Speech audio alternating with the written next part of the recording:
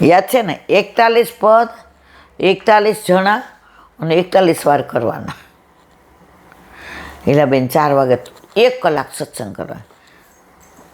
હવે મને ખબર નહીં આ પદનું ને બધું, એટલે આપણે તો ત્યારે કોઈની ગાડીનો ઉપયોગ હવે શું કામ કરીએ? તમારાથી ચલાવવાથી ગાડી લઈને ઉપડા બાપુ.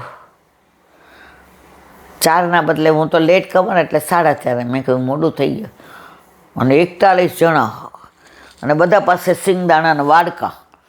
એમાં પછી સંગ રંગભરી કરી અરે મેં કીધું શું કરો છો? એટલે બેન અડધો કલાક, પોણો કલાક, 5:15 બેન ભાઈ હવે હું જાઉં છું. કારણ કે બધા તમે જે બોલો છો ને પી સંગ રંગ શ્યામ સંઘ શ્યામવીર સંઘ પૂરા થયા. પછી મેં કીધું બન કે સોરી, ના તો ભગવત નામ લે. મેં મારે ઓલા 41 વાર કહી રહી, 41 વાર ઈલાબેન, 41 વખત, 41 જણા અને 41 પદ. આજ મનોરથ પૂરો થયો. કેટલા? મેં તો આમાંથી એક શબ્દનો અર્થ પૂછું 41માંથી કયો? ચલો. શ્યામ સંગ શ્યામ વે રહી શ્રીયમને કહો. એવું થોડું ખબર હોય. અમે ચોપડીમાં પોપટ જેવું છે, બિલાડી આવે તો ભાગી જવાનું, બિલાડી આવે તોય બોલે, ઓલી ખાઈ જાય. અરર તો કે મને તો શીખવાડ્યું હતું બિલાડી આવે તો ભાગી જવાનું. તો નામ જપ કરો ને ત્યારે અંદર એ નામને લીલાને દર્શન કરો. થોડું કરો પણ આવું ના કરાય. આ તો ઓલા શેઠે કીધું હોય કે સાંજ સુધીમાં તું આટલા ખજૂર સાફ કરી રાખજે તો તને 500 દઈશ. આપણે પલાળી દીધા કે બધું નીકળી જાય, ફટ કરતા નળિયા નીકળી જાય. સાંજે આવ્યા થઈ ગયો. હા ઊભો રે 500 લઈ આવો. આમ કરીને લોંદો થઈ ગયા. અરે આ શું કર્યું તે? આમાં ઘી ને બધું ભરવાનું હતું. તમે કીધું તું એટલે પાણી પલાળી દીધા. આપણે પાણી પલાળવામાં આ બધું પલાળવામાં ગયો.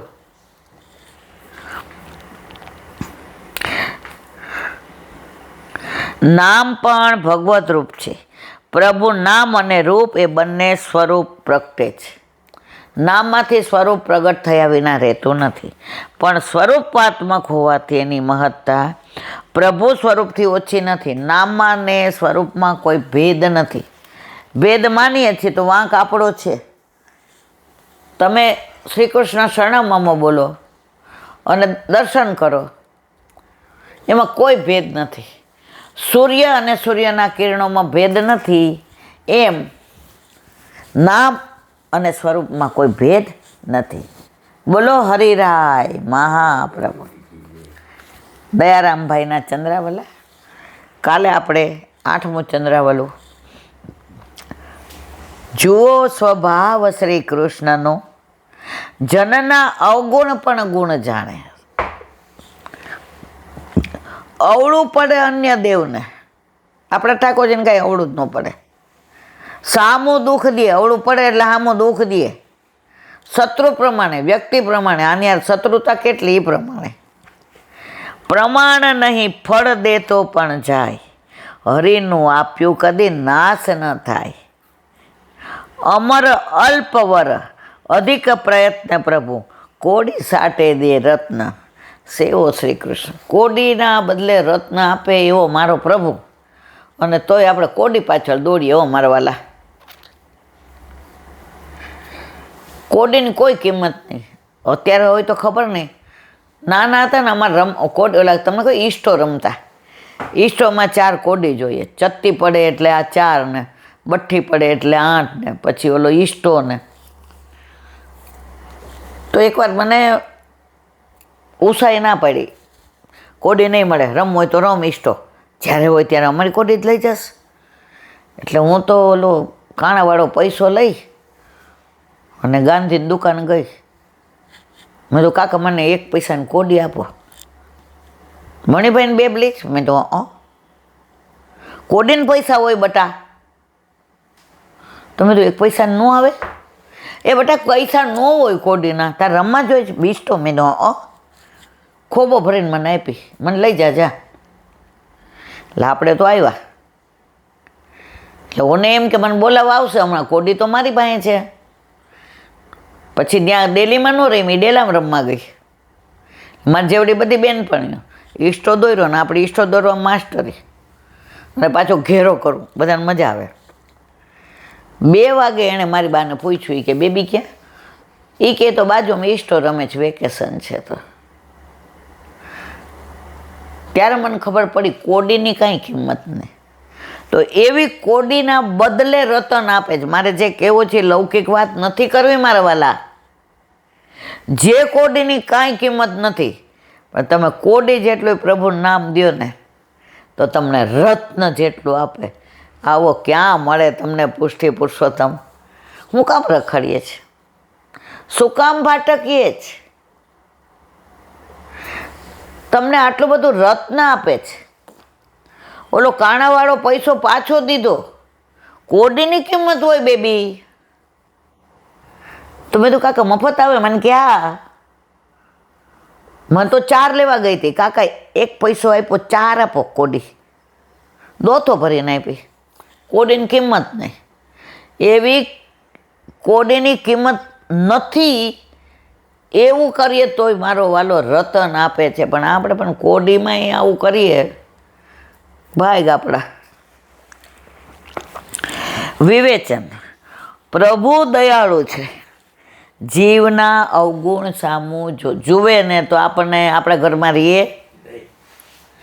આપણી નવી વહુ પરણીને આવી હોય અને આપણો દીકરો જુગાર રમવા વયો જાય, રાતના દારૂ પીને આવે, અને આપણે કીધું હોય કે મારો દીકરો તો મસ્ત નોકરી કરે છે, ઓલી સમજાવે 2-4 દી આમ તેમ, આણેથી પાછી આવી જ નહીં કે પપ્પા ત્યાં તો આવું બધું છે. પણ આપણો પ્રભુ તો આપણા અનેક અવગુણ છે. ખોટું બોલીએ, પ્રપંચ કરીએ, તારી મારી કરીએ. ઠાકોરજી કે આજે ને કાલ થશે. મારી છે ને એ મારી કે ને ત્યાં તો પ્રભુ આનંદમાં આવી જાય. એટલે જ વાલ્મીકી થયા વાલિયા લૂંટારામાંથી. કોઈને વિશ્વાસ નથી આ વાલિયો લૂંટારો સુધરી જશે, અને રામાયણ લખી પ્રભુનો વિશ્વાસ. શ્વાસે જ શ્વાસે જેને શ્યામ, એ પ્રભુનો વિશ્વાસ. હવે મારા જેવા કેવા હતા? આજે ઓલો અર્ચિત તો કે કાકી અમે લોકો રેવન્યુ લેવા ન આવીએ. આ ત્રિપદા સ્કૂલનો પ્રિન્સિપાલ ડાયરેક્ટર ત્યાર તો નાનો ને હજી બધા કંઈક મોટો માણસ. મારા માટે તો અર્ચિત. એ કે પપ્પા કે ને જાય કે કાકી હશે 100 રૂપિયાનું રેવન્યુ લઈએ, તમે કહેતા હો તો હું શહેરમાં જાઉં નારણપુરા સાયકલ લઈને, પણ હું ત્યાં ન જાઉં. કાકી તો ગમે ત્યારે ગમે એને બેલાફા મારી દે છે, અને કોઈ ગુંડાનું તો ત્યાં કામ નહીં. પપ્પા હું નહીં જાઉં. હમણાં જ આકાશને કહેતો સેલ્યુટ તારી માને. તો આ રૂઆબમાંથી ને ક્યાંથી અહીંયા ઈલાબેન આવી ગયા. સેવો શ્રી કૃષ્ણ કૃપાળ. જ્યારથી પ્રભુ ઘરમાં પધાર્યા ને ત્યારથી ને વાલિયો લૂંટારો વાલ્મીકી, ભલે હું વાલ્મીકી નથી થઈ, મારી લાયકાત નથી, પણ એ રૂઆબ તો ગયો જ. જોકે નોકરી કરીએ ત્યાં થોડું ભરે શીખ, પણ આમ કોઈ નામ ન લઈ શકે. અને અત્યારે કેટલાય આપણને ઘણું કહી દે તો આપણે કહીએ ઉનકે મન કી વે જાને મેરે મન જગદીશ. હવે વલ્લભના સિદ્ધાંતોની વાત કરતી હો તો ઘણા બંધ બેસતી ટોપલી, તો એમાં મારે શું? હું મારા વલ્લભના સિદ્ધાંતો સિવાય કાંઈ બીજી વાત, અને મારી પાસે ગ્રંથ પ્રમાણે છે, હું મારા મનનું નથી બોલતી. આ બધા ગ્રંથ પ્રમાણે જ બોલું છું મારા વાલા. અંદર લખ્યું એનું વિવરણ કરું, નો ડાઉટ. પણ હવે તો ઉનકે મન કી વે જાને મેરે મન જગદીશ. તો પ્રભુ દયાળુ છે. સર્વોત્તમ સ્તોત્રમાં આવે છે વલ્લભ કેવા છે? દયાની જ મહાત્મય. દયા ખાઈ દે. દયા કોની આવે ખબર છે? જે હાવ કાંઈ કરી શકે ન એવું હોય. તો આપણે પ્રભુથી વિખૂટા પડેલા આટલા કરોડો જન્મ થઈ ગયા ને, તો હાવ દયા એવા થઈ ગયા. કોક રોડ ઉપર બેઠું હોય અને રાતના આપણે એને બ્લેન્કેટ ઓઢાડીએ તો આપણને દયા આવે, ઘરે ધ્રુજે છે. તો આપણે એવા થઈ ગયા હતા. મારા વાલાએ કેવા બનાવ્યા. ખુમારી કોની છે? મારા વલ્લભની. વલ્લભ થકી આ વલ્લભને શિરમોર છે માલો. જે વલ્લભના વાલા હોય ને એનામાં જ આવી ખુમારી હોય. વાલાય નથી, અમે તો માનીતા છે. હાથ દીકરી ઉપર પહેલાંના જમાનામાં, અત્યારે નહીં. દીકરો આવે એટલે આમ લોકો એવું કરે ને, મને તો એવી દાંત ચડે ને. તો અમે તો એવા માનીતા છીએ, લાડકા છીએ. જીવના અવગુણ સામું પ્રભુ જોતા નથી. અવળાને પણ સવળું કરી આપે છે, સવળું માને છે. ઘણીવાર આપણે ઠાકોરજીની સેવામાં એવો લોચો માર્યો હોય ને, પ્રભુ એને સવળું માને. રાજકોટમાં એક વૈષ્ણવ હતા, કડિયા મિસ્ત્રી. હવે એ જમાનામાં 25, 30 કે 40 રૂપિયા દાળિયાના 20 કે જે મળતા. હવે એટલા ભગવદીય ને એના ઘર ઠાકોરજી બિરાજે.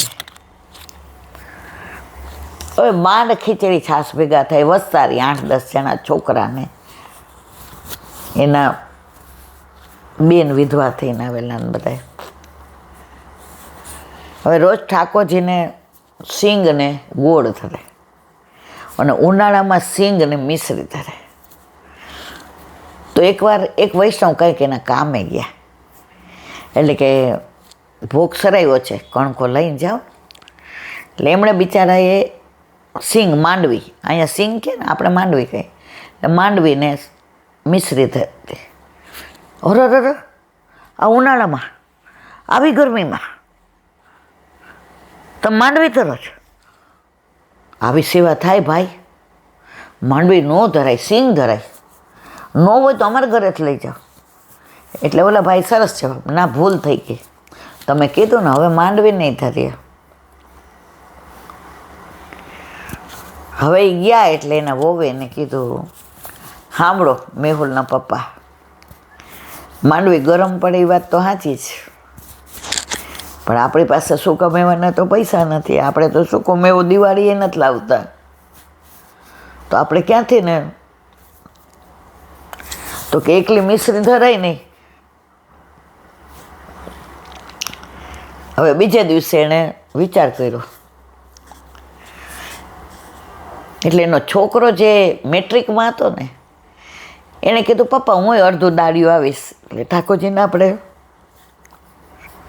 કાજુ ને એવું ધરાય ને, એ કે બટા તું ભણવામાં હોશિયાર છો, તો તું, એ કે ના હું મારે ટ્યુશન નહીં, હું તો મારે જાતે ભણીશ. એટલે બીજે દિવસ દાળીએ ગયો, કોઈ દી કર્યું ન હોય, એટલે હાથમાં ટાંકી પડી ગઈ. પણ એ દિવસે ઓલાએ કીધું, તારો દીકરો નવો નવો છે ને, લે આ 10 રૂપિયા આપું છું, પછી જેમ કામ કરશે ને. એટલે ઓલો 10 રૂપિયા લઈને સીધું કાજુ ને બદામ 10 રૂપિયા લઈ. બીજે દિવસે ધરાવી અને વૈષ્ણવ આવે એના ઘરે સાંજે સત્સંગ કરવા. ઓલા ભાઈ વાંચે, બહુ જાણકાર હતા. એટલે કાજુ ને બદામના ટૂંક કરેલા હતા મિશ્રી. એ કે ભાઈ આજે માંડવી નથી ધરી, આજનો મજા આવી. એ કે હું ના, પણ તમે ઠાકોરજી તો માંડવી જારોગે ને તો અમને સાંજે પ્રસાદ લેવાની માંડવી મિશ્રીની જ મજા આવે. એ કે ભાઈ તમારે માંડવી મિશ્રી જો, અમને એ જ ગમે છે. વૈષ્ણવના મોઢે ઠાકોરજીએ કેવડાવ્યું કે માંડવીને હું સૂકો મેવો માનો છે. પછી બીજે દિવસે ઓલો છોકરો તૈયાર થયો, ઓલું સ્કૂલનો ડ્રેસ કાઢ્યો અને એણે બિચારાએ ઓલું જૂનું ઠીગડાવાળું પેન્ટ પહેર્યું. કે હાલો પપ્પા, એ કે નથી આવું, તારે ભણવાનું. કેમ? મારા ઠાકોરજીને માંડવીને મિશ્રી જ ભાવે છે. છોકરો પછી ઠાકોરજીની કૃપાથી ને ફર્સ્ટ ક્લાસ આવ્યો, ડિસ્ટિંક્શન, અને એને રેલવેમાં નોકરી મળી ગઈ. અને પછી તો ઠાકોરજીના 8 યામમાં. પણ મારે કહેવાના હશે, ઠાકોરજી આપણા અવગુણને ગુણ માને છે. અને આપણે પ્રભુની આટલી કૃપા નહીં કાંઈક જરા કામ થાય ને મારી યારે જ આવું થાય છે. તારી યારે અત્યાર સુધી કેટલું સારું થયું. આજે આપણને 70 વર્ષ સુધી કેવા રાખ્યા, દોયડા ને ચારે બાજુ ફર્યા ને હા. હવે પગ દુખે ના દુખે, સારું બેન હવે સુધરી જાતું. તને 70 વર્ષ સુધી પ્રભુએ એકે ઇન્દ્રિય કેવી તારી સાચવી, તો હવે તને થોડુંક એક કાંકરી ખરે એમાંય તારું લૂંટાઈ જાય છે. તો પ્રભુ આપણા અવગુણને પણ ગુણ માને છે. બીજા દેવદેવીઓની ઉપાસના, ભજન પૂજન કરતા જો ભૂલ પડે તો પરિણામ વિપરીત આવે. માગે સુખ અને મળે દુઃખ. નાખો દાણા પહોંચ્યા નથી. આ જો દીકરાને કાંઈ માથાનો દુખાવો થઈ ગયો, ન પહોંચ્યું, અલા ભાઈ આપણા ઠાકોરજી ઉદાસ થઈ જાય. આપણે અન્યાશ્રય કરીએ ને તો ચોક્કસ ઉદાસ થાય. એને સૌથી વધુ ન ગમતું હોય ને તો અન્યાશ્રય. પણ આપણને દુઃખ ન આપ્યો, અને કોઈક દુઃખ આપે ને તો વિઠ્ઠલનાથજી જોયે છે આમ કરીને ઊભા હોય. નામ તો લે મારા વૈષ્ણવનું. જે આપણને ખુમારી છે ને હું ઠાકોરજીની, એમ ઠાકોરજી કે છે આ મારો જ. આપણે કલેક્ટરની બાજુમાં રહેતા હોય ને તો કોઈ આપણું નામ ન દે. આપણે એક જગ્યાએ રહેતા હતા ને એક રૂમ રસોડામાં, તો સામેવાળાને પાસપોર્ટ આવ્યો. એટલે પાસપોર્ટમાં નિયમ એવો કે જેના નામનું હોય ને એની સાઇન કરવાની.